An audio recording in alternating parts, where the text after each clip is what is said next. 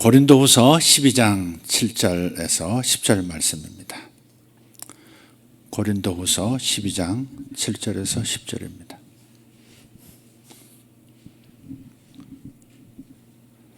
같이 읽겠습니다. 여러 계시를 받은 것이 지극히 크므로 너무 자만하지 않게 하시려고 내 육체의 가시 곧 사탄의 사자를 주셨으니 이는 나를 쳐서 너무 자만하지 않게 하려 하심이라. 이것이 내게서 떠나가게 하기 위하여 내가 3번 주께 간구하였더니 나에게 이르시기를 내 은혜가 내게 족하도다. 이는 내 능력이 약한 데서 온전하여짐이라 하신지라. 그러므로 도리어 크게 기뻐함으로 나의 여러 약한 것들에 대하여 자랑하리니 이는 그리스도의 능력이 내게 머물게 하려 함이라. 그러므로 내가 그리스도를 위하여 약한 것들과 능욕과 궁핍과 박해와 곤고를 기뻐하노니 이는 내가 약한 그때의 강함이라. 아멘. 오늘 우리는 다시 한번 언약 언어를 배우도록 하겠습니다. 여기서 오늘 나타난 이 본문의 말씀도 사도 바울의 말은 모두가 언약 언어를 기초로 해서 하는 표현들입니다. 교환이 일어나고 있다는 것을 눈치채셔야 합니다. 성경을 읽을 때 언약에 의해서 맺어진 그 내용들이 거룩한 교환이 예수 그리스도의 것이 우리에게로, 우리의 것이 주님에게, 우리의 모든 약한 것이 그분에게로, 그분의 강한 것이 우리에게로 계속해서 교환이 일어나고 있다는 거룩한 이 순환을 좀 이해할 수 있어야 합니다. 언약의 의식에서 첫 번째 단계가 겉옷을 교환하는 것이었습니다. 두 번째 단계는 벨트의 교환, 띠의 교환이다 말씀드렸죠.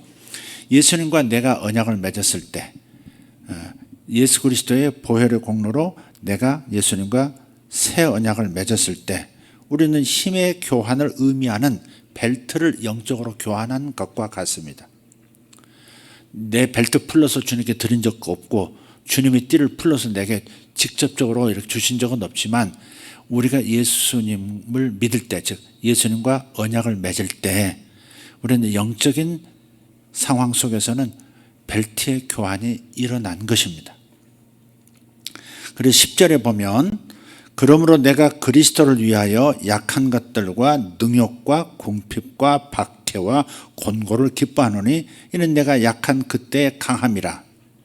내가 능욕받고 박해당하고 여러 가지로 모욕을 당하고 내가 약해졌을 때 그때 주님의 거룩한 교환이 실제 일어난다는 겁니다. 주님의 강하심이 내게 임하기 시작하고 주님의 능력이 내게 임하신다는 것이고, 그래서 하나님과 함께 이루고자 하는 하나님의 일을 이룰 수가 있게 된다는 겁니다. 그것을 지금 사도 바울은 표현하고 있는 것인데 이게 바로 언약에 기초한 고백들인 거예요. 벨트의 교환은, 띠의 교환은 힘과 강점의 교환을 상징합니다. 힘과 강점의 교환. 고린도 후서 12장 7절 읽었던 본문 첫 번째 구절의 전통적인 해석은 뭐냐? 바울이 말한 육체의 가시, 육체의 가시 그랬죠? 육체의 가시, 즉 사탄의 사자 그랬는데 이 육체의 가시는 전통적으로 이렇게 해석합니다. 많은 학자들이 아마 시력이 약해지고 있는 그런 신체의 병일지도 모른다는 겁니다. 어떤 그 서신서를 보면 내가 큰 글씨로 내가 내 이름으로 서명했다 그런 부분이 나와요. 그러니까 시력이 약해지니까 작은 글씨는 못 쓰고 못 보고 큰 글씨로 내가 누가 대필을 해서 이렇게 썼는데 마지막에 서명은 내가 한 거야. 그런 걸로 봐서 사도 바울이 시력이, 눈병이 있을 것이다. 여기에 가시다. 그렇게 얘기하는 겁니다. 또 어떤 분들은 간질병, 담에색으로 가다가 말에서 떨어졌지 않냐. 그건 간질병이다. 간질병이 바울이 말하는 육체의 가시다. 이 간질병이 떠나게 해달라고 기도했다. 그렇게 해석하는 분들도 있고, 가장 괴상한 해석은 그 병들이 바울의 장모하고 관련이 있다. 그렇게 해석하는 것도 읽어봤습니다. 왜 장모님을 끌어들여요? 장모님이 눈에다 고춧가루 뿌렸나? 그 병이 장모님과 관련됐다. 그렇게 해석하는 것도 있더라고요. 우리는 항상 좋은 해석이, 더 좋은 해석이 있다고 생각하셔야 합니다. 더 좋은 해석을 생각해야지 너무 엉뚱한 것 가지고 아멘 해서는 안 되는 거죠. 육체의 가시라고 하는 용어는 히브리 언어에 있어서 독특한 관용적 표현입니다. 관용적이라고 하는 말은 뭐냐? 히브리인들만이 이해할 수 있는, 당시의 히브리인들은 그 말을 들으면 금세 무슨 말인지 이해할 수 있는 표현들, 그걸 관용구라고 해요. 관용적 언어라고 해요. 그 히브리인들만 유대인들만 알아들을 수 있어요. 그것도 이 시대의 유대인이 아니라 이 성경에 쓰여졌던 당시의 유대인들은 그냥 그 말하면 그 말이 무슨 말인지 금세 아는 거예요. 그걸 관용적 표현이라고 말하는 거예요. 가령 이런 예도 있죠. 지구의 모퉁이란 말이 있어요. 지구의 모퉁이. 옛날 고대인들은 이 지구가 이렇게 둥그렇게 생겼다고 생각을 못하고 평평하다고 생각했죠. 바다도 그래서 쭉 뻗어나가지만 어느 끝에 가서는 모퉁이가 있어서 이렇게 밑으로 떨어진다고. 그래서 바다를 여행하는 사람들이 멀리 못 나간 거예요. 가본 데까지만 가고 더 멀리 가고 싶어도 위험스럽다고 생각해서 안 갔단 말이에요. 지구는 둥글다고 한 번도 생각해 본 적이 없는 그런 시대에는 그랬단 말이에요. 지구에도 이런 모퉁이들이 있다는 겁니다. 고대인들의 생각이죠. 물론 우리는 지금 그것을 받아들이지 않습니다. 그래도 지구의 모퉁이라는 말을 쓰기는 써요. 어떻게 쓰느냐? 지구의 모퉁이를 오래전 세대에서는 그렇게 낙차가 있는 그 코너를 모퉁이라고 했지만, 지금 우리가 지구의 모퉁이라고 할 때는 지구의 한 부분을 말하는 거예요. 그냥 예를 들어 이런 거죠. 열심히 동네를 쓸고 있는 어떤 사람을 격리하기 위해서 너는 지금 지구의 모퉁이를 지금 깨끗하게 하고 있는 중이야. 그렇게 말하는 거죠. 내가 내 앞마당 쓸고 있는데 이게 내 앞마당이 아니라 사실은 지구를 청결하고 있구나. 온 땅의 일부분을 내가 깨끗하게 하고 있는 중이구나 하는 자부심을 느끼도록 할 때 그 지구의 모퉁이를 쓸고 있어 라고 표현하듯이, 그런 말을 자주 쓰는 사람들은 그렇게 말할 때 지구에 모퉁이가 있나? 이렇게 생각하지 않아요. 지구에 어떤 모서리가 있나? 이렇게 생각하지 않는다고. 지구의 일부분을 얘기하는 거, 땅의 일부분을 얘기하는 거구나. 그렇게 이해하듯이 이런 걸 이제 관용 억구라 이렇게 표현하는 겁니다. 낯선 언어를 성경에서 맨 처음 어떻게 사용했는가를 살펴보는 것, 그것을 처음 원칙이다라고 말씀드린 적이 있어요. 처음 원칙. 이게 무슨 의미로 이걸 썼지? 가시 이게 뭐지? 성경에서 무슨 의미로 가시를 쓴 거야? 병이야? 간질병? 눈병? 그런 거야? 바울의 눈병? 그게 가시야? 이랬을 때, 헷갈릴 때, 우리는 맨 처음, 가시라는 단어가 맨 처음 나왔을 때 어떻게 쓰여졌는가를 성경에서 찾아보면 된다, 이 말이에요. 그게 처음 원칙이에요. 성경은 성경으로 해석한다 그러잖아요. 성경은 성경으로 푼다 할 때 처음에 이 단어를, 처음에 이 표현을 어떻게 썼는가, 그 다음 처음에 그렇게 썼으면 그 다음도 동일하게 쓴다. 동일하게 그 표현을 동일하게 다른 곳에서 쓰고 있으면, 시대를 넘어서 계속 쓰고 있으면 그건 관용 억구가 되는 거예요. 이해되셨죠? 그래서 이 가시는요, 구약에서 3번 언급됩니다. 딱 3번 나오는데 다 뜻이 동일해요. 민수기 33장 55절, 여호수아서 23장 13절, 사사기 2장 3절, 이 3군데 나오는데 한번 살펴보죠. 민수기 33장 55절입니다. 자, 떴죠? 같이 읽겠습니다. 너희가 만일 그 땅의 원주민을 너희 앞에서 몰아내지 아니하면 너희가 남겨둔 자들이 너희의 눈에 가시와 너희의 옆구리에 찌르는 것이 되어 너희가 거주하는 땅에서 너희를 괴롭게 할 것이요. 아멘. 다시 여호수아서 23장 13절, 확실히 알라. 너희의 하나님 여호와께서 이 민족들을 너희 목전에서 다시는 쫓아내지 아니하시리니 그들이 너희에게 올무가 되며 덫이 되며 너희의 옆구리에 채찍이 되며 너희의 눈에 가시가 되어서 너희가 마침내 너희 하나님 여호와께서 너희에게 주신 이 아름다운 땅에서 멸하리라. 나머지 세 번째 사사기 2장 3절입니다. 시작. 그러므로 내가 또 말하기를 내가 그들을 너희 앞에서 쫓아내지 아니하리니 그들이 너희 옆구리에 가시가 될 것이며 그들의 신들이 너희에게 올무가 되리라 하였노라. 요 세 구절을 다 모아서 이렇게 분석해 보면 지금 이스라엘 백성들이 어떤 가나안 땅을 차지할 때 먼저 살고 있었던 우상 숭배로 가득한 가나안 7족속을 다 처리하라고 그랬습니다. 다 죽이라 그랬어요. 하나님 명령은 그거였습니다. 절대 너희들하고 함께 살게 하지 말고 다 제거하라 그렇게 말씀하셨어요. 그런데 이스라엘 백성이 살다 보니까 그러니까 좀 유용한 사람들, 쓸모 있는 노예로 부릴 만한 사람이 있으면 또 살려두는 겁니다. 하나님께서 그렇게 행동하는 것을 보시면서 뭐라고 말씀하신 거예요? 너희들이 이 원주민들을 쫓아내지 않았는데, 제거하지 않았는데, 내가 쫓아내라고 할 때 쫓아내지 않았으므로, 제거하라 할 때 제거하지 않았으므로, 이제는 다시는 이제 쫓아내 주지 않겠다. 이제 너희들하고 함께 살 수밖에 없다, 걔들이. 함께 살면서 어떻게 해요? 자기들이 섬기는 우상숭배를 너희 자식들에게 전파할 것이다. 바알 신을 섬기게 할 것이고 아세라 신상을 섬기게 할 것이고 온갖 미신을 섬기게 할 것이다. 그러면 율법을 가지고 언약을 맺으신 하나님께서 하나님의 말씀을 어기고 하나님만을 섬기지 않고 우상을 섬긴 너희와 너희 자녀들을 심판하시지 않겠냐. 그러면 이 하나님께서 주신 이 아름다운 땅에서, 이 가나안 땅에서 너희들이 결국은 다 망하게 될 것이다. 멸하게 될 것이다. 그 말씀을 하고 있는 거예요. 그래서 이 세 경우 모두에서 뭘 말하느냐? 하나님을 경외하지 않는 사람들이, 이방인들이 하나님의 일을 회방하려는 것을 언급하는 겁니다. 가시라는 말은 회방하는 거예요. 우상 숭배하도록, 하나님을 제대로 못 섬기도록. 계속 이 생각해 보세요. 옆구리에 가시라는 표현도 있지만 눈에 가시라는 말도 있어요. 눈의 가시가 얼마나 위험합니까? 우리는 작은 날파리, 산에 들에 보면 가끔 날파리 왔다 갔다 하면 얼마나 신경 쓰죠. 어떨 때 안경 안으로도 들어와서 눈으로 들어오잖아요. 그럼 눈 막 귀찮으니까 막 이거 치고 휘 저으면서 막 간다고요.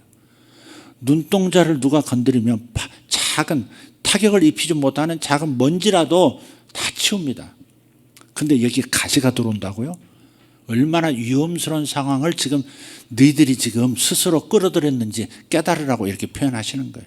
옆구리에 채찍, 이 여린 살에 채찍이 탁탁 다 보세요. 갈비뼈가 맞닿은 그곳에. 눈동자에 가시가 찌른다면 얼마나 위험스러운 상황입니까? 그러니까 이 가시가 뭐냐? 하나님을 경외하지 않는 사람들이 하나님의 일을 하고자 하는 너희들을 어떻게 괴롭게 하는 것, 그게 가시다 이 말이에요. 사람이 가신 거예요. 그래서 육체의 가시 곧 사탄의 사자, 사탄이 보낸 사자, 사람을 말하는 거예요. 맨 마지막 10절에 가서도 뭐라 그러죠? 내가 그리스도를 위하여 뭔가 사역하는데 나를 약하게 만드는 것, 능욕하는 것, 궁핍, 가난하게 만드는 것, 박해하는 것, 곤고함을 주고 채찍질하고 파산하게 만드는, 그게 뭐예요? 사람이다 하는 짓이거든요. 사탄의 종들이 하는 것을 말하는 거예요. 그러니까 결국은 내 육체의 가시, 사탄의 사자를 주셨다 그랬는데, 이 가시는 하나님이 그분의 언약의 자녀들을 통해서 하고 계시는 것을 막으려고 하는, 하나님을 경외하지 않는 언약 밖의 사람들, 그게 바로 가시인 겁니다. 여러분 가족 중에도 예수 안 믿는 분이 한 분 있으면 어때요? 어떻게 가시 같지 않아요? 다 같이 기도합시다. 밥 먹을 때 기도하는데 쨍그라면서 기도는 무슨 기도? 나무아미 탑을 뭐 이렇게 나올 때 얼마나 복잡해집니까? 그 상황이. 응? 집안에서 명절 때 기도하고 밥 먹으려고 하는데 어디서 이 기도를 하고 있어? 절도 안 하면서 뭐 이렇게 나올 때 얼마나 어지러운 상황입니까? 마치 그와 같은 거예요. 하나님을 경외하지 않는, 그래서 언약 밖에 있는 사람들이 하나님을 섬기러 가는 그 언약 안에 있는 당신의 자녀들을 괴롭게 하는 것, 그게 사탄의 사자, 즉 육체의 가시인 거죠. 육체의 가시. 무슨 간질병 그런 게 아니라고요. 바울은 앞치마만 갖다 놔도 자기가 사용 앞치마만 병자에 갖다 놔도 병자가 나았고 귀신도 옥 하면서 떠났다고요. 근데 그 병에 시달리면서 그렇게 괴로워했다? 그건 맞지 않는 얘기입니다.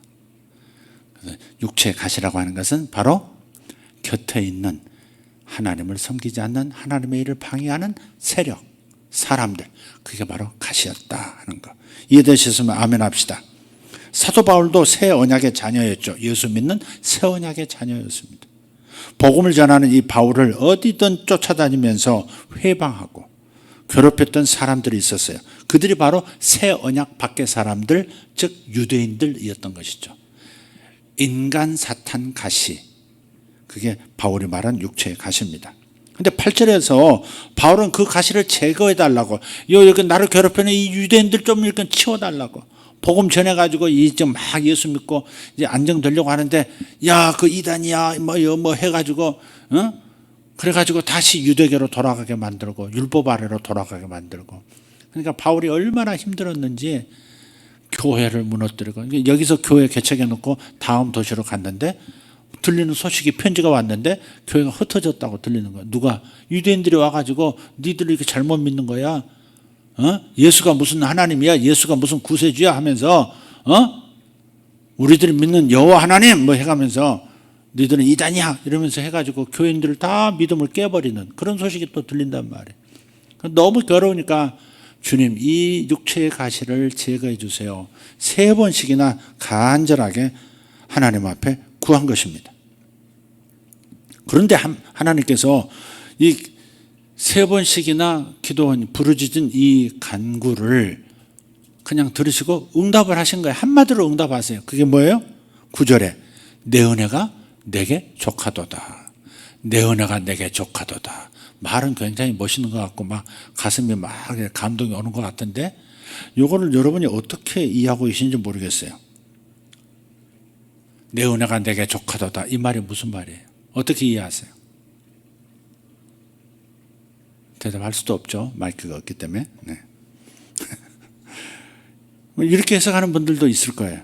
내가 은혜를 너한테 많이 주었으니까 이 정도 어려움은 감내해라. 그렇게 이해하십니까 혹시? 또 아니면 이 시기를 잘 통과해라. 그럼 잠시 후에는 괜찮아질 것이다. 그렇게 이해하고 계십니까? 내가 그동안에 은혜 많이 줬으니까 이 정도는 참아야지. 그렇게 이해하시는 겁니까? 내 은혜가 내게 족하도다. 그러니까 더 구하지 마. 나한테 받은 사랑만으로도 더 이상 구할 거 없어. 내 은혜가 내게 족하도다. 그러신 걸까요? 제가 다른 그 성경 이야기로 한번 풀어보도록 하겠습니다. 모세가 이스라엘 백성들이 모세와 함께 이스라엘 백성들이 홍해 앞에서 섰을 때 출애굽하고 뒤에서는 애굽 왕의 군대가 다시 잡으러 쫓아오고 그래서 오도 가도 못하고 적들에게 쫓길 때 모세가 너무 다급하니까 부르짖어 기도해 홍해가에서 바닷가에서 부르짖어 기도했습니다. 그때 하나님께서 모세에게 말씀하시기를 모세야 너 왜 부르짖고 있느냐 이렇게 그러세요. 왜 부르짖느냐 그러세요. 그러니까 너 뭐 기도하고 있어? 너 기도를 안 받으시는 것처럼 기도를 거절하시는 것처럼 너는 왜 부르짖고 있느냐? 너는 왜 기도만 하고 있느냐? 그러고서 그 다음 말씀하세요. 내 손에 지팡이가 있지 아니하냐? 사실 하나님께서는 모세하고 지팡이를 가지고 개인적인 언약을 맺었어요. 이 지팡이를 가지고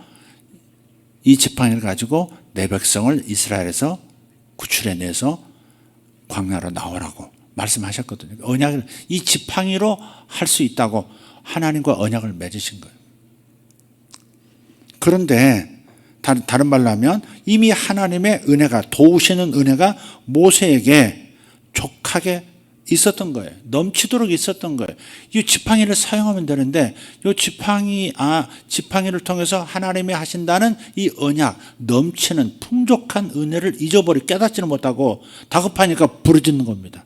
이 지팡이 가지고 뭘 할 수 있겠어? 까마득하게 언약을 잊어버린 거예요. 언약을, 말씀을 잊어버리면 안 됩니다. 그러니까 위기 때 말씀을 잊어버리면 헛짓을 합니다.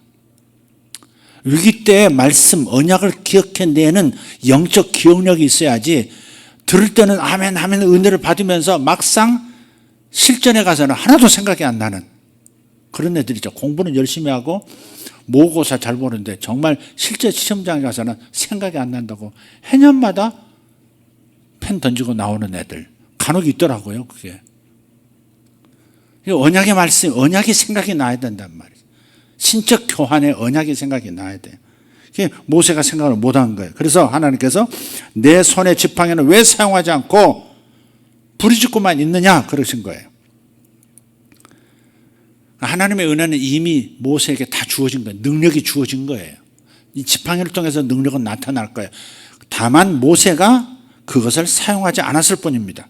그것이 바로 내 은혜가 내게 족하도다 하는 말인 거예요. 내 은혜가 이미 내게 족하도다, 넘치도록 너에게 이미 다 주었다. 그런데 왜 그러고 부르짖고만 있니? 그런 말씀을 하시는 거죠. 그래서 모세가 그 지팡이를 가지고 어때요? 홍해 쪽을 가리키니까 갑자기 하늘에서도, 땅에서도 푸니까 하늘에서도 풀린 역사가 일어나는 거예요. 가리키니까 갑자기 홍해가 두 쪽으로 쫙 갈라지는 겁니다.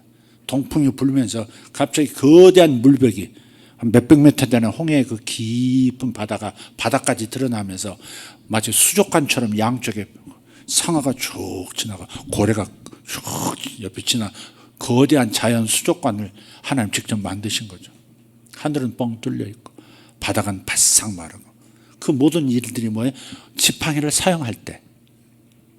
그러니까 하나님의 모든 능력과 하나님께서 도우시는 의지, 바로 은혜라고 하는 것은 이미 모세에게 이미 와 있었던 거예요. 언약을 통해서, 지팡이를 통해서 나타난다는 그 언약을 통해서 와 있었는데, 이걸 사용하지 않고 다시 부르짖는 거, 하나님 도와주세요. 우리를 버리실 겁니까? 우리를 죽이실 겁니까? 이처럼 사도 바울도 그렇습니다. 하나님의 성령을 이미 받았고요, 하나님을 받았어요. 하나님의 무엇을 받은 게 아니라 하나님 그분 자신을 받았잖아요. 성령을 받았잖아요. 그래서 사탄을 다스릴 모든 능력이 이미 와 있는 겁니다. 그래서 그 전까지만 해도 사도 바울에게 능력이 나타나서 병들이 고쳐지고, 아까 말씀드렸듯이 자기가 일하던 그 앞치마를 가져다가 병자에게 덮으면 병자가 벌떡 일어나고 귀신도 떠나가고, 이런 역사가 일어날 뿐만 아니라 꾸짖으면 귀신들이 떠나가고, 자기 구변의 은사를 사용해서 설득하면 전부 무릎 꿇고 예수께 복종하는 역사가 일어났었습니다. 하나님께서 내 은혜가 내게 족하도다라고 말씀하실 때 그 상황은 지금 하나님께서 지금 그것을 바로 이미 와 있는 그 능력, 네가 여지껏 사용했던 그 부활의 능력을 생각해내라고 상기시켜 주는 겁니다. 내 은혜가 내게 족하도다. 이해되셨어요?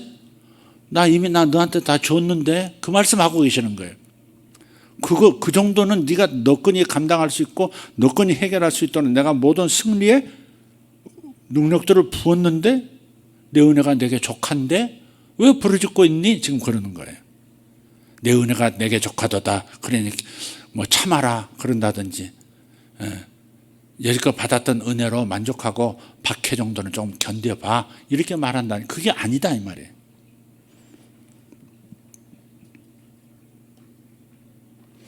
은혜에 대해서 전형적인 해석은요, 일반적으로 값없이 받은 선물, 그걸 은혜라고 표현해요. 틀린 말은 아니지만 충분하지는 않습니다. 값없이 받은 선물, 맞아요. 그런데 충분하지 않아요. 그래서 좀 더 성경적으로 풀어서 말하면 은혜는 뭐냐? 은혜는 내 편에서 그것을 받을 만한 가치가 없지만 당신 자신의 능력을 펼치시고자 하시는 하나님의 의지, 그게 은혜입니다. 내 안에 이미 오셔서 무엇이든지 돌파하려고 하는 모든 능력을 쏟아 붓겠다고 이미 결심한 하나님의 의지, 그것이 바로 은혜인 겁니다. 내 은혜가 내게 족하도다. 그런 유대인 따위들이 와서 사탄의 종노릇 하는 것들이 와서 하나님 나라 일을 방해, 그 정도는 넌 느끈히 헤쳐나갈 수 있고 박살낼 수 있어.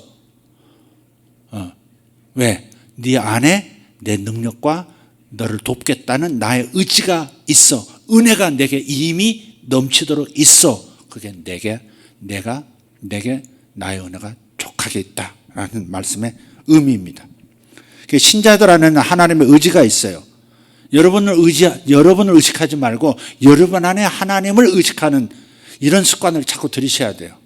내 안에 하나님의 의지, 나를 통해서 뭔가를 하시고자 하는, 뭔가 표현하시고자 하는, 좋도다 하는 작품이 나올 때까지 여러분을 돕고자 하는, 심히 좋도다 하는 감탄이 하나님 당신에게서 저절로 흘러나올 때까지 나를 통해서 내 안에서 내 곁에서 어마어마한 일을 끊임없이 쏟아붓겠다고 하는 하나님의 의지, 그걸 여러분이 항상 의식하시라 이 말이에요.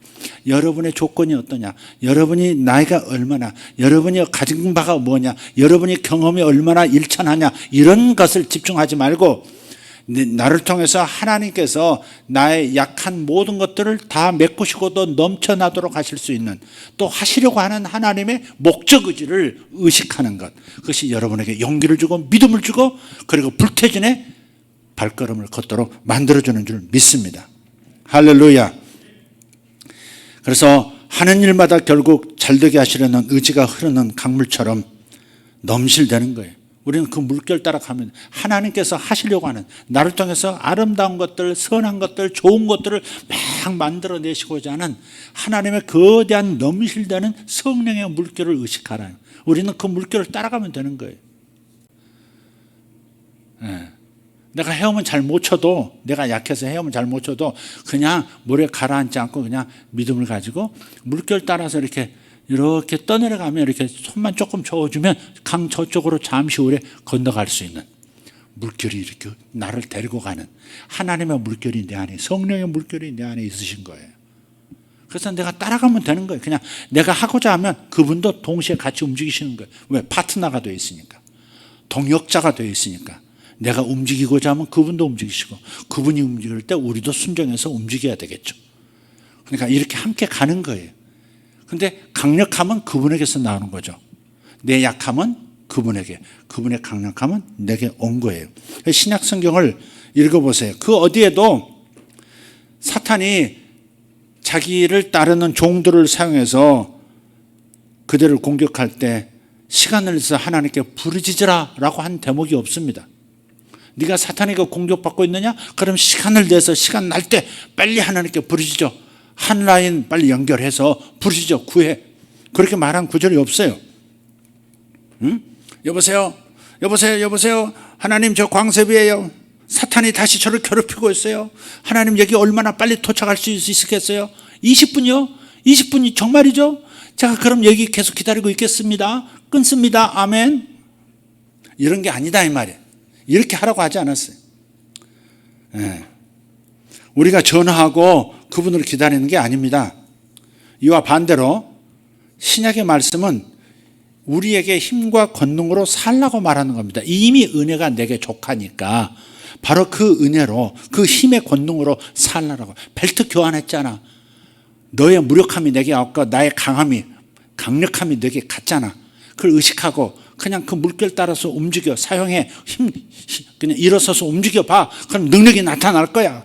지금 그 말씀을 하고 있는 겁니다. 야고보서 4장 7절도 그래서 이렇게 말합니다. 사탄의 공격을 받을 때, 자 읽어보세요.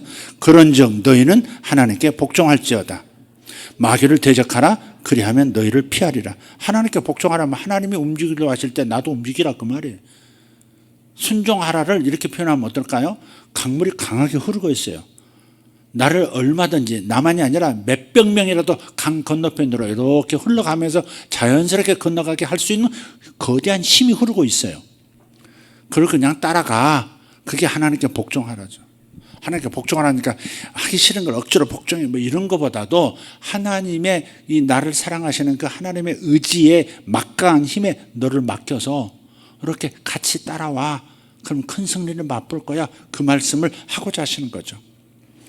그래서 이런 상황에서 사탄의 공격이 있다고 판단될 때, 사탄이 내 사업을 방해하고 있다고 생각할 때, 그럴 때는 하나님 도와주세요. 그렇게 부르짖고 언제까지 해주실 겁니까? 언제 해결해 주실 겁니까? 이렇게 하라는 게 아니라 일어서서 마귀를 대적하라는 거예요. 그러면 너를 공격하고 너를 어렵게 만들었던 그 세력이 떠나가고 평안이 올 것이다 하는 겁니다.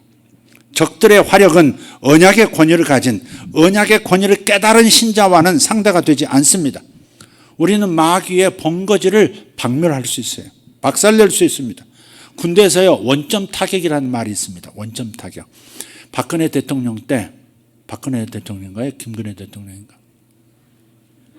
박근혜 맞죠? 하도 오랫동안 사라졌어가지고 성도 헷갈리네. 박근혜 대통령 때 이런 명령이 군대에 내려졌습니다. 일선 대대장급들에게까지 다 이렇게 명령이 하달됐어요. 뭐냐? 적들이 공격하면 먼저 원점을 찾아서 몇 배 타격을 입히고 사후에 보고해라. 청와대까지 올라오고 저놈들이 막 포 5방 쐈는데 지금 두 사람이 죽었습니다. 병사가 근데 어떻게 할까요? 쏠까요 말까요? 비행기 띄울까요 말까요? 이런 소리 하지 말고 그런 거 묻지 말아라. 적들이 공격했으면 일단 어디서 쏜 포인지를 레이더로 찾아내서 그 쏜 장소를 몇 배로 박살을 내라. 그런 다음에 저놈들이 쏴서 우리도 쐈습니다. 이렇게 보고해라. 실제 그런 일이 일어났어요. 연평도에서도 포격을 갑자기 받았잖아요. 그럴 때 그 와중에 병사들이 많이 다쳤지만 죽기도 하고 했지만은 그러나 그 레이더 장비가 참 좋고 이 탱크처럼 생긴 그 장갑차처럼 생긴 그게 레이더가 장착돼 가지고 어디서 포를 쐈는지를 정확하게 계산해 가지고 자동으로 그 방향으로 서게 돼 있는 거예요. 버튼만 누르면 계속해서 포탄이 날아가게 되는 겁니다. 그래가지고 그 와중에도 계속 어디서 쏘는 그 장소를 찾아서 계속 몇 발씩 더 쐈습니다. 나중에 위성에서 보니까 그 포들이 있던 자리가요, 초토화가 돼가지고 우리 병사들보다도 훨씬 많은 북한군들이 죽은 거예요. 포격에 의해서 죽은 거예요. 그리고 다 무너지고. 여러분 그 영상 기억나십니까? 그게 원점 타격입니다. 쏜 장소를 찾아내서 먼저 박살을 내는 거죠. 우리 쪽에서 포를 쐈을 때 역으로 공격했고 그렇게 초토화시킨 그 경험이 우리에게 있다는 겁니다. 그러니까 우리는 이미 승리할 수 있는 모든 무기를 주님으로부터 받아서 갖췄다고 확신하면 영적으로도 이렇게 할 수 있는 겁니다. 사탄이 공격을 왔을 때 마귀를 대적하는 자세, 원점 타격하는 자세로 이렇게 서면 두려워하지 말고 큰일 났다고 생각하지 말고 바로 사탄의 원점부터 공격해 들어가면 틀림없이 저들은 오히려 피한다, 항복한다 하는 말씀을 하고 있는 겁니다. 그래서 사업에 사탄의 방해를 받는다는 느낌을 가졌다면 하나님께 그때 막 부르짖지 말고 적들을 꾸짖으라고 말씀하는 거예요. 마귀를 대적하라, 꾸짖어라. 어디서 감히 자식, 욕 나오겠다. 어디서 감히 이게, 응? 이러라 이 말이에요. 어디서 가운데 손가락 막 세워가면서 어디서 이 팥큐더라 이렇게 팥큐라 그랬어요. 나는 시옷 받침. 그렇게 어디서 이것들이 이래야 된다 이 말. 스가랴 4장을 보면 동일한 진리를 다루고 있어요. 유대인들이 바벨론으로 포로로 다 잡혀갔잖아요. 바벨론이 망하고 페르시아가 이 고대 근동을 장악했을 때도 그들은 포로 생활로 살고 있었습니다. 3대 4대까지 70년이 흘렀어요. 어느 날 하나님께서 풀어주셨어요. 고향으로 돌아왔죠. 그런데 70년 만에 돌아오니까 민족도 이 정체성도 거의 희미한 상태에서 희미한 기억을 가지고 돌아온 사람들 숫자가 얼마 되지 않아요. 1차 귀환, 2차 귀환, 3차 귀환이었지만 돌아온 사람들이 많지 않습니다. 그러니까 먼 나라로 사로잡혀 가서 거기서 몇 대를 지나고 나니까 고향이 없는 거예요. 그 장소가 고향이지. 미국에서 태어나서 미국에서 자라가지고 미국에서 자식 낳고 그 자식이 또 미국에서 자식을 낳아서 1대, 2대, 3대가 살았어요. 고향이 대한민국일까 걔들이? 그런데도 돌아온 사람이 있는 거예요. 그게 유대인의 정체, 신앙의 힘이죠. 돌아왔지만은 쪽수가 적습니다. 굉장히 적어요. 그런데 이제 첫 번째 돌아온 사람들에게 명령이 떨어졌는데 성전부터 세워라. 우리도 이제 교회부터 세운다 그런 게 있잖아요. 교회부터 세운다. 성전부터 재건한다. 성전이 다 적들에 의해서 완전히 무너졌거든요. 솔로몬 성전이 흔적도 없이 사라졌습니다. 그냥 황산 벌판에 그냥 돌무더기 몇 개 있고 뭐 이런 풀들로 덮여 있는 이런 상황이에요. 그런데 거기를 다시 성전을 재건한다는 것이 쉬운 일이 아니죠. 돌아온 쪽수가 적죠. 기중기 같은 중장비 없죠. 적들은 계속해서 성전 못 세우도록 밤이면 와서 공격하죠. 성전이 세워진다는 것은 저들의 신이 돌아온다는 얘기거든. 저들의 신이 돌아오면, 여호와가 돌아오면 우리 다 죽을지도 몰라. 이런 두려움 때문에 성전 못 세우도록 굉장히 방해를 한 겁니다.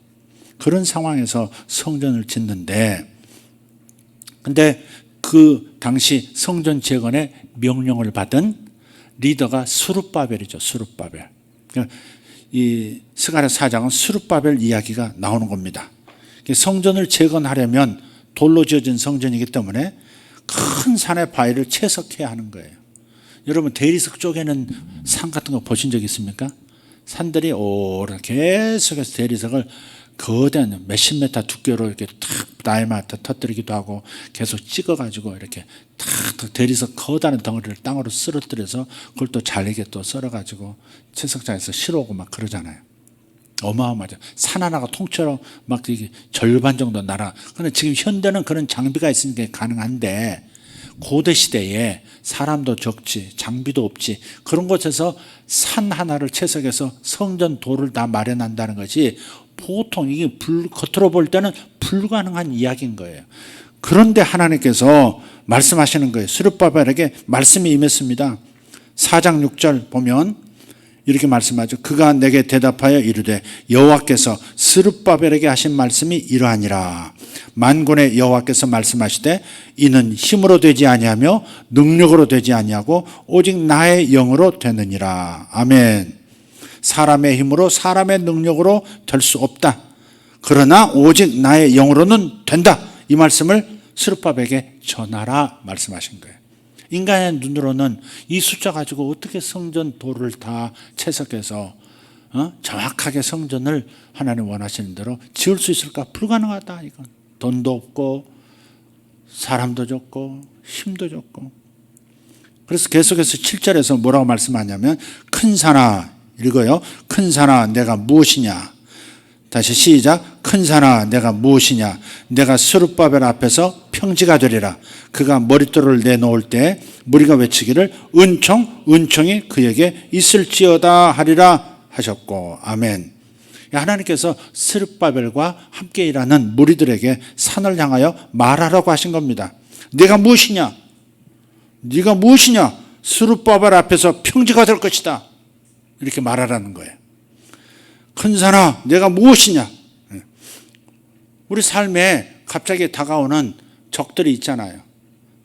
나를 저격하는 수많은 상황들이 나를 전진하지 못하게 만드는 수많은 어려움들이 온다는 말이에요. 그때 어떻게 하라고요? 네가 뭔데? 이렇게 말하라. 질병아 네가 뭔데? 질병아 네가 뭔데? 이렇게 말하라는 거예요. 우리 싸울 때 어떻게 해요?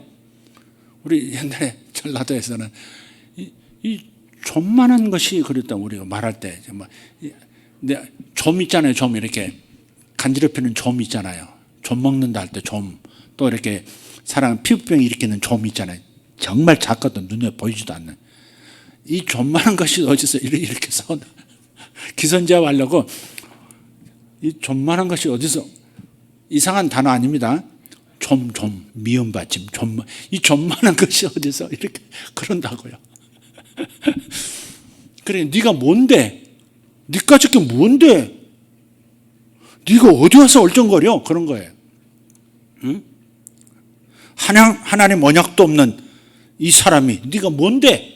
다윗이 골리앗을 볼 때 그런 거예요. 나는 하나님과 언약을 맺은 백성이야. 언약을 어떻게 맺었어요? 내 것과 하나님 것이 다 교환된, 나의 적이 하나님의 적이고 하나님의 적이 내 적이야. 네가 하나님을 대적한다면 나의 적이고 네가 나를 공격한다면 하나님이 나 대신 너를 공격하실 거야.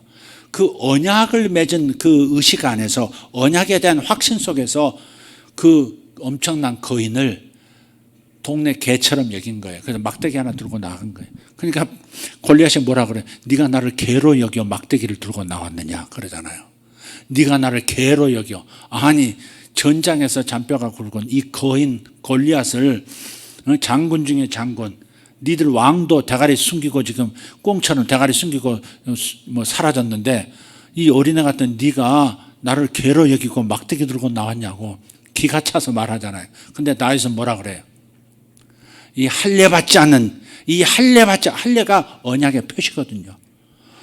그러니까 자기 몸에 표식을 하는데, 손목에 표식, 예수님께서 손목에 표식을 하셨듯이 그때 당시 이스라엘 백성은 생식기에 이렇게 포경을 함으로써, 할례를 함으로써 표식을 몸에 지녔다고요. 그러니까 이 말은 뭐예요? 나 할례한 것이 힘이 아니라 하나님과 언약 맺은 표식이 내게 있어. 하나님이 내 편이야. 그러니까 너는 너쯤은 아무것도 아니야. 내가 사자도 잡았고 내가 곰도 찢었던 사람인데 너도 사자나 곰처럼 내 앞에서 쓰러질 거야. 언약을 믿는 믿음인 거예요, 이게. 언약을 믿는 믿음. 지금 스룹바벨 앞에서 하나님께서 언약을 주시는 거예요. 네가 무엇이냐? 스룹바벨 앞에서 평지가 될 거죠. 이 산 장비도 없고 사람도 없지만 그러나 성전 짓기 위해서 반드시 돌들은 떠내져서 올 것이고 마침내 이 산은 평지가 되어버릴 것이다. 필요한 돌을 다 골라낸 다음에 나머지는 평지가 될 거야. 그렇게 말하라는 거예요. 하나님 도와주세요. 주여 돌 많이 뜨게 도와주세요. 하나님 성전 짓게 도와주세요. 사람 보내주세요. 중장부 보내주세요. 뭐 이렇게 말하는 게 아니라 네가 뭔데 큰 산? 네가 뭔데 큰 산이라고 그러는 거야. 큰 어려움? 좋아하시네. 하나님 앞에서 네가 무슨 어려움이야. 바다 안에 잠깐 일어나는 파도처럼 금세 사라질, 거품처럼 사라질 것들이 어디서 네가 뭔데 이런 거예요. 우리가 문제를 만났을 때, 인생의 삶 속에서 산과 같은 어려움을 만났을 때 처음에는 산이 커 보이고 당황스럽지만 그러나 금세 마음을, 언약을 생각하고 고쳐 먹어라 이 말이죠. 하나님이 내 안에 계신다면, 성령 받은 사람이라면 하늘의 능력이, 창조의 능력이 내 안에 있는 것이니까 그 앞에 서서 말하라는 거예요. 네가 뭔데? 질병 네가 뭔데? 암 네가 뭔데? 빚 네가 뭔데? 이렇게 말하라는 거예요. 이렇게. 그럴 때 심리적으로도 내게 믿음이 있지만 하나님께서 함께 하셔서 나의 적을 제거하시는 거예요. 아멘. 부르짖어서 하나님 해결해 주시는 것이 아니라 대적하라는 거예요. 네가 뭔데? 네가 무엇인데?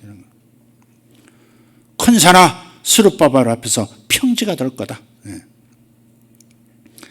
하나님의 능력을 받은 사람으로서 큰 산을 우습게 여기라는 뉘앙스가 여기 있는 겁니다. 그리고 이 일을 진행하는 당사자 스룹바벨에게는 이렇게 말하라는 겁니다. 은총이 있을지어다. 할렐루야. 은총이 있을지어다. 한 번이 아니, 은총이 있을지어다. 신약에서 히브리 관용구로 다시 산들이 언급이 돼요. 마태복음 21장 21절. 시작. 예수께서 대답하여 이르시되 내가 진실로 너희에게 이르노니 만일 너희가 믿음이 있고 의심하지 아니하면 이 무화과 나무에게 된 이런 일만 할 뿐 아니라 이 산더러 들려 바다에 던져지라 하여도 될 것이요. 아멘. 근데 예수님께서 글자 그대로 산을 옮기라는, 야 묘향산 옮겨버려, 야 남산 저기다 들어다가 평양에 떨궈버려, 뭐 이렇게 하라고 하신 말씀이 아니라, 아까 말씀드린 우리 모두는요 삶 속에서 그렇게 도전과 경쟁에서 직면하는 산이 있어요. 어려움이 있단 말이에요. 그런 일을 가지고 있어요. 근데 하나님께서 우리를 도우셔서 그 산들을 무너뜨리고 그것들을 평지로, 내가 지려밟고 갈, 진달래꽃처럼 지려밟고 갈 그런 평지로 만들어 버리신다는 그런 일을 하나님 하신다는 겁니다. 그러니까 하나님의 목적 의지, 이걸 깨달아. 이 산 치워버리실 거야. 이 어려움 치워버리실 거야. 이 어려움 쪼개버리실 거야. 이 홍해 쪼개듯이 이 어려움을 쪼개버리실 거야. 바로 그 의식을 가지고 은총이 있으나 이렇게, 은총이 있으나 이렇게 말을 하라고 하는 겁니다. 평창 블레싱 하우스는요, 여러분 가끔 가시지만 거의 돌산이었습니다. 돌입니다, 돌. 산에 그 나무가 몇 그루 서 있으니까 이게 흙이 아주 표층이 많으리라 생각 아닙니다. 거의 없습니다. 그냥 돌입니다. 돌. 처음 우리 평창 수양관 지을 때 포크레인으로요. 그 장면 지금도 생각납니다. 그 주차장에 있는 쪽 하는데요. 돌이 얼마나 단단한지 그걸 막 포크레인 그 뾰족하게 막 때려가지고 쾅쾅쾅쾅 때려가지고 겨우 돌 바위 좀 부수고 또 다시 때려서 부수고 그렇게 해서 이렇게 둥그런 그 주차장 세우는데 거기도 그렇게 만든 그 뒤쪽 산도 마찬가지입니다. 흙이 거의 없습니다. 그래서 지금도 우리 밭에서 이제 일해보신 분들은 알아요. 상추 심어보시고 고추 심어보신 분들은 알아요. 호미실도요. 애진간이 흙이 있어야 되지. 탁 찍으면 흙이 찍은 것 같은데 요만큼 들어가서 쨍 소리가 납니다. 돌이 그렇게 많아요. 거의 돌이 70%, 밭에도 지금 현재 밭에도 돌이 70%, 흙이 30% 뭐 그런 정도입니다. 그러니까 이경남 원장 가셔가지고 천지가 돌이다 야. 웬 돌들이 이렇게 많노 뭐 이러면서 그래가지고 이제 신랑이 막 돌들 걷어내느라 그게 이 대부분 이래. 거기서 돌 걸러내는 일. 그리고 몇 좀 안 되는 흙들 모아가지고 거기다 상추 심고 이렇게 하는 거예요. 정말 흙이 없는 그런 산입니다. 그래도 결국 해냅니다. 숙소동 짓고 그 다음에 본당 짓고 할렐루야. 지금은 나무에서 장미를 비롯해서 각종 꽃나무들을 지금 계속 심어 나가고 있습니다. 어제도 벚나무 묘목 얻어다가 또 심고 은행나무 심고 외곽에 다 심었습니다. 잡목 돌산이 하나님의 동산 에덴처럼 변해가고 있는 중입니다. 에덴처럼 변할지어다. 꽃동산 될 겁니다. 아름다운 것들로 가득할 겁니다. 우리가 팬데믹을 거치면서 산더미같이 큰 예배당이 별 의미가 없는 상황이 되어가고 있어요. 커다란 건물을 지어놓는 것이 이 도시 가운데 어마어마한 예배당 지어놓는 것이 20% 들어앉았다고 이렇게 또 오라고 도 잘 오지도 않고 우리 성도들은 많이 오는 편입니다. 주일날 우리 많이 오는 편입니다. 적게 모였는데도 목사님들 오늘 또 몇 분 뵀는데 그분들이 계속 동사무소 와가지고 계속 체크하고 막 얼마나 간격 떨어지니까 딱 하고 간다는 거예요. 목사님 설교하시다가 막 들어와가지고 막 제 숫자 세고 막 이러고 있는 것이 신경 쓰여져가지고 막 말이 얽힌대. 근데 우리는 오지도 않아. 와도 이제 강력한 분들이 조혜림 강력한 여사께서 그래서 알아서 요리를 싹 해버리고 안심하고 가도록 만들어버려. 우리 성도들 이렇게 들어와 보면 빈자리가 많지만 그래도 많이 차 보이지 않습니까? 그죠? 우리 성도들은 그래도 믿음의 충성도가 있는 거예요. 그래도 충성도가 있습니다. 우리 교회 전체적으로. 임재가 있는 현장 예배가 얼마나 중요하다는 걸 알죠. 그러나 다른 교회들 대형 교회들 보면 성도들 그렇게 모이질 않아가지고 예배들 오지도 않고 습관돼가지고 이제 오지도 않고 막 그래 돼가지고 이 건물 다 지어놓고 이게 뭐야. 이 예배당 이렇게 어마어마하게 돈들이 지어놓고 이게 뭐야. 그래서 이 팬데믹 지나가면서 우리는 정말 활용할 수 있는 실용적인 그런 것들만 다 남을 것 같아요. 그런 의미에서 저 평창에 있는 우리 수양관은 정말 보물 중에 보물입니다. 다른 목사님들, 친구 목사님들, 저하고 박사학위 같이 했던 목사님들 이번에도 다음 주에도 부부가 오셔서 좀 즐기고 싶다는데 그 평창을 아니까. 근데 그 다 대형교회 목사님들이시거든요. 그런데 우리가 부러운 거예요. 여기다 성전 안 짓고 먼저 저기 강원도 산에다가 수양관을 먼저 짓더니 그럼 뭐하나 그랬는데 지금 와서 그게 훨씬 낫다고 부러워하신다니까. 이 성전 크게 지어놓고 이게 뭐냐고. 내가 어떤 가까운 교회 갔는데 한 3,000명 지금 되지는 교회인데 거기에 오페라 하우스도 만들고 뭐 다 만들어놨어요. 근데 굳게 문이 닫혀 있어. 아무 쓰지를 못해 지금.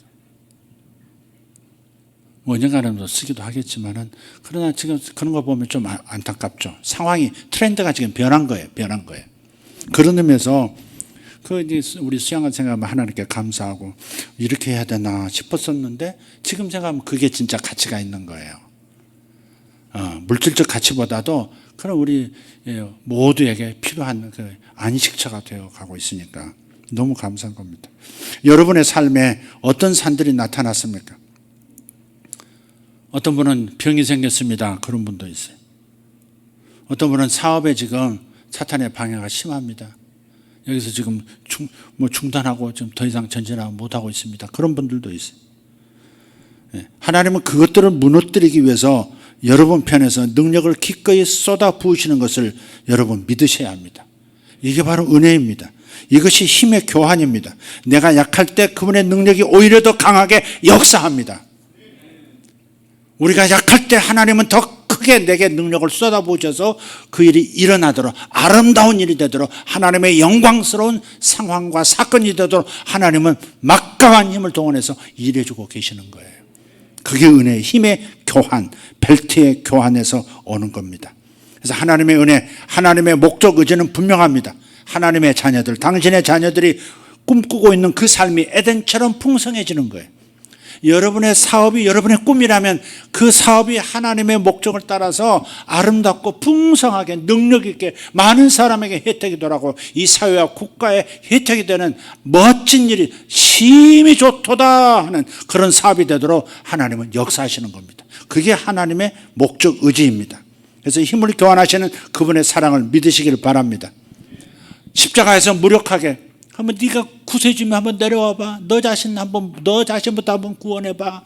조롱하는데도 그냥 무력하게 뺨 맞고 침뱉음 당하시고 그냥 질질 끌려 세상에 그렇게 하나님을 인간 되신 하나님을 그렇게 질질 끌고 가서 고문을 하질 않나. 그래가지고 십자가에 달아서 다 수치스럽게 무력한 모습으로 돌아가신 것 같은데 그게 우리의 무력함을 가져가신 거거든요. 벨트의 교환. 우리의 무력한 문제를 만났을 때, 큰 산을 만났을 때, 홍해를 만났을 때 훅 주저앉아 버리는 다리의 무릎에 힘이 쭉 빠져버리는 우리의 무력함을 당신께서 가져가시고 당신의 그 막강한 힘, 세상을 움직이시는 그 막강한 힘을 우리에게 쏟아 부으시기로 결정하신 언약이 바로 거기 있는 거예요. 그러니까 여러분이 약할 때 주님의 막강한 힘이 나타날 것을 기대해도 좋습니다. 기대하셔야 합니다. 여러분이 가진 것이 적으면 하나님의 능력이, 하나님의 가지신 하늘의 자원이 더 많이 나타날 것이라고 믿으십시오. 바울이 그 비결을, 이 힘의 순환을, 교환을 지금 깨달은 겁니다. 그래서 지금부터 내 모든 약한 것들에 대해서 오히려 자랑하리라. 내가 이렇게 약한데, 이 약한 것을 자랑하는 그 자체로 끝나는 게 아니라 내가 약합니다. 근데 주님은 내 약한 이걸 보시고 주님의 막강한 힘을 더 부으실 것이다 라고 하는 고백을 지금 하고 있는 겁니다. 그래서 내 약한 것을 자랑한다고. 약한 게 뭐가 자랑이에요? 공부 못한 게 뭐 자랑이야? 공부 못한 게 뭐 자랑이야? 졸업장 못 받은 게 뭐 자랑이야?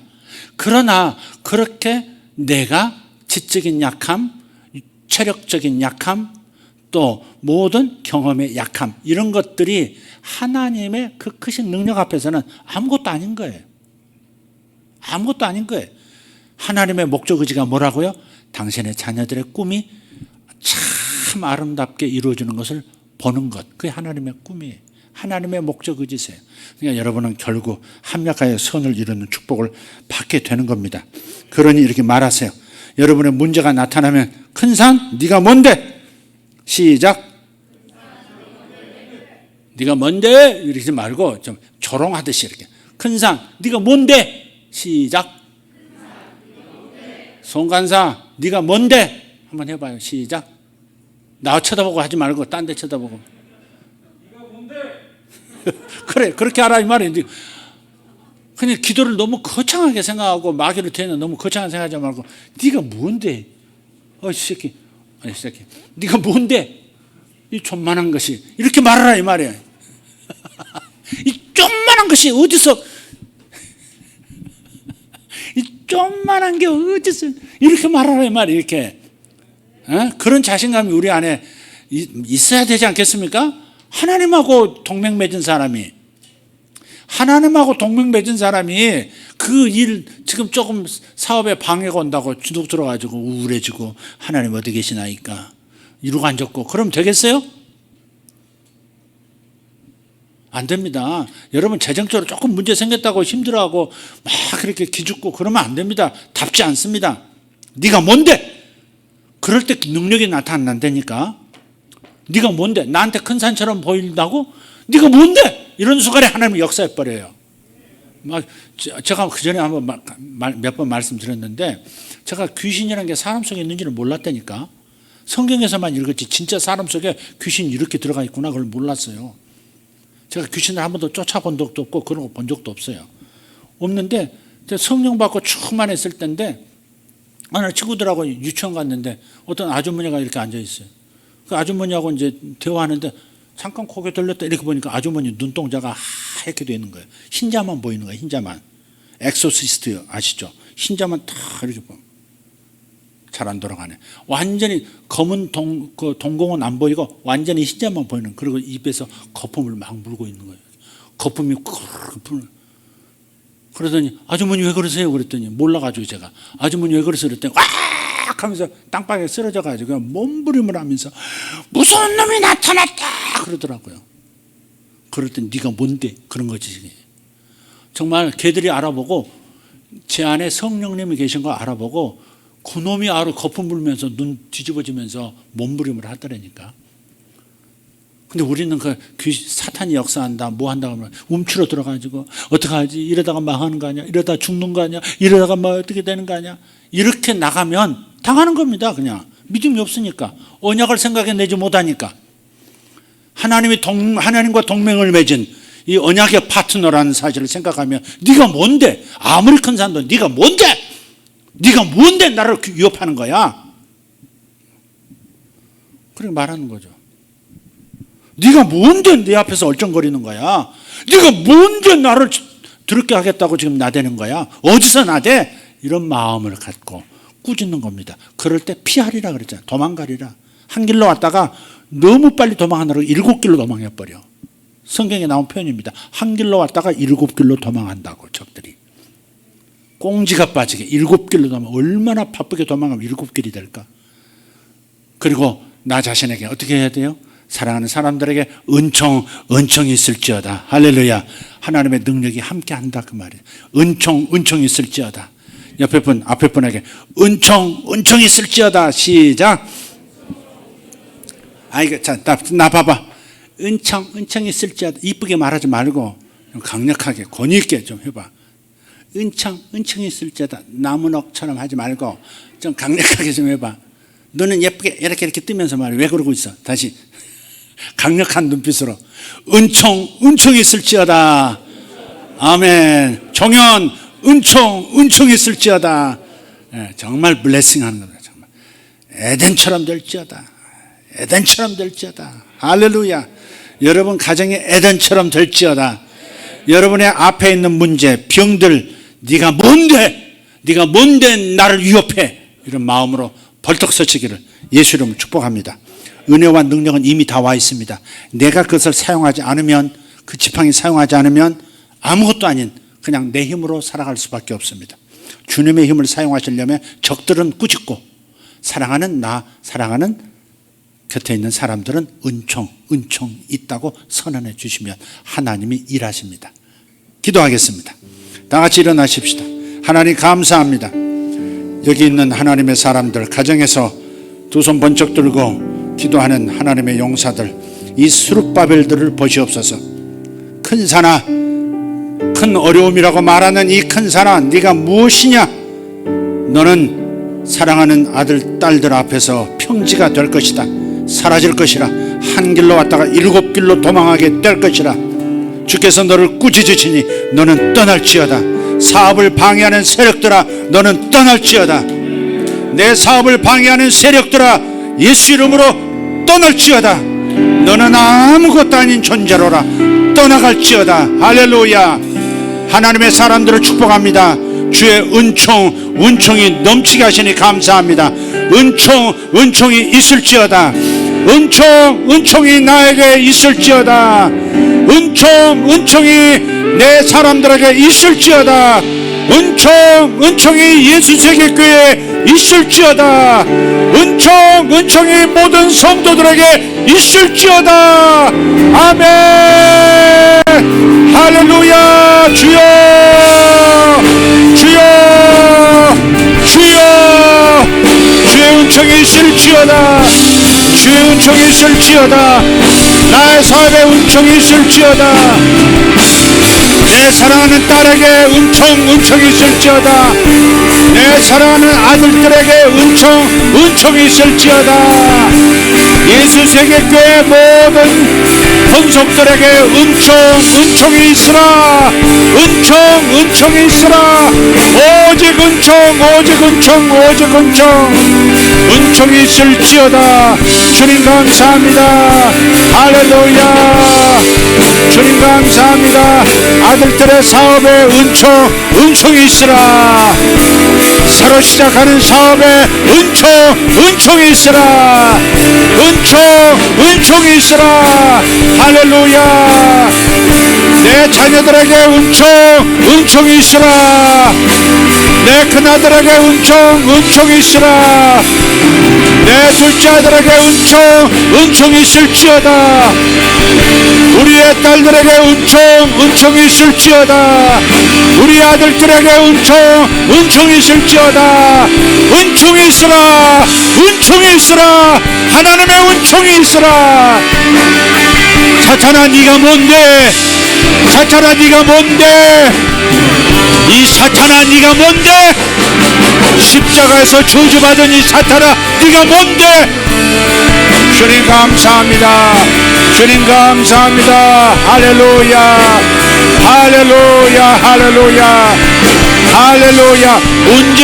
문제가 뭔데? 문제가 많아. 문제가 뭔데? 문제 네가 뭔데?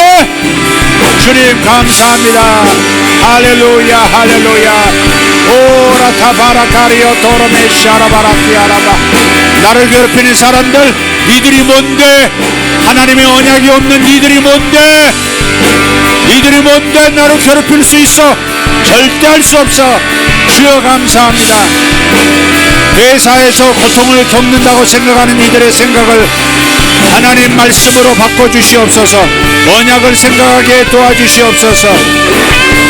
오늘의 스룹바벨아, 최스룹바벨, 강스룹바벨, 이스룹바벨, 김스룹바벨, 박스룹바벨, 장스룹바벨, 은총이 있으라. 은총이 있으라. 오르바티아로메샤라마티아라바라시아라마 조르타피아르카마. 정스룹바벨. 문제가 뭔데? 그까짓 게 뭔데? 천지를 주시고 모든 것을 가지고 계시는 하나님께서 은총이 너에게 있으라 명하시도다. 은총이 정스룹바벨에게 있으라. 큰 산 네가 무엇인데? 큰 산 네까짓 게 뭔데? 너는 평지가 될 것이다. 하나님의 능력으로, 내 힘이 아니라 내 능력이 아니라 하나님의 능력으로 평지가 되리라. 하나님의 능력으로 너는 평지가 되리라. 네가 뭔데? 내가 뭔데? 너는 평지가 될 것이다. 지금부터 너는 곧 평지가 될 것이다. 오레바티아라바샤라발라티아마라가라스 오레다리아 파라다마샤라바. 은총이 있으라. 주의 은총이 있으라. 은총이 있을지어다. 은총이 있을지어다. 자신을 축복하세요. 자신의 소유물들을 축복하세요. 자신의 가진 바를 축복하세요. 은총이 있을지어다. 블레싱하우스의 은총이 있을지어다. 평창 은총이 있을지어다. 블레싱하우스 은총이 있을지어다. 축복의 집에 은총이 있으라. 예수 세계교회 은총이 있으라. 하나님의 집에 은총이 있을지어다. 은총이 있을지어다. 은혜가 있을지어다. 아멘 할렐루야. 오라타 파라카리아 파라마시 오레데베리아 코르다메샬란다라티아라바스 울라바라티아라바샨노로 코르마샤라발라티아라바스 오르마다리오 토마라카리아스 은총 있으라. 은총 있으라. 하나님의 종들에게 은총이 있으라. 아멘. 감사합니다. 위대하신 하나님, 나를 사랑하시는 하나님, 나를 아시는 하나님, 나를 돕고자 하시는 하나님, 나를 이미 도우시고 역사하시는 하나님, 은총이 저에게 있습니다. 은총이 저에게 있습니다. 사람 큰 산 네가 무엇이냐? 사람 큰 산 네가 무엇이냐? 너는 평지가 될 것이다. 세종 큰 산 네가 무엇이냐? 너는 평지가 될 것이다. 내 안에 모든 필요가 채워지고 모든 것들이 세워진다. 은총이 있도다. 은총이 있도다. 아멘. 할렐루야.